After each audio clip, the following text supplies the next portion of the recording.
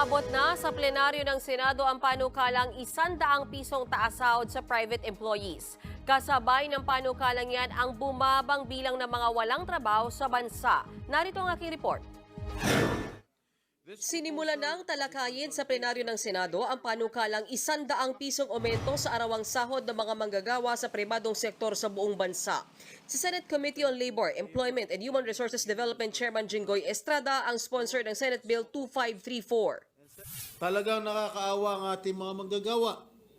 Hindi pa rin talaga abot sa pangangailangan para mabuhay at matugunan ang pangangailangan ng mga manggagawa na may 5 miyembro ng pamilya.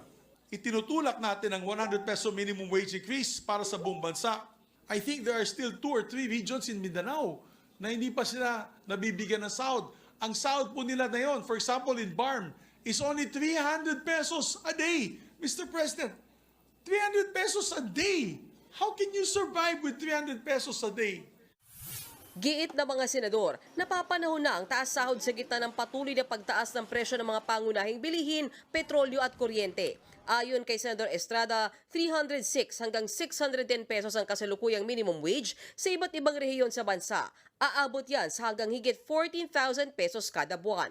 Kung may sasabatas ang panukala, nasa 4.2 milyon na pribadong manggagawa ang makikinabang. Kasabay naman ng panukalang aumento sa sahod ang buwabang bilang ng mga walang trabaho sa bansa.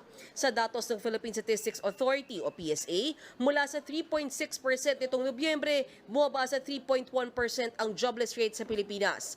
Ito ang pinakamababang antas ng mga walang trabahong Pinoy simula 2005 o halos 2 dekada. Ayon sa PSA, nakatulong ang nakaraang holiday season sa pagdami ng mga trabaho. So yes, there is really seasonality and this is because, of course, during the holidays you have consumption is higher and thus nagkikreate tayo ng additional jobs. Pero hindi kumbinsido ang Ibon Foundation sa datos ng PSA. Tingin pa nila, hindi magtatagal ang mababang unemployment rate.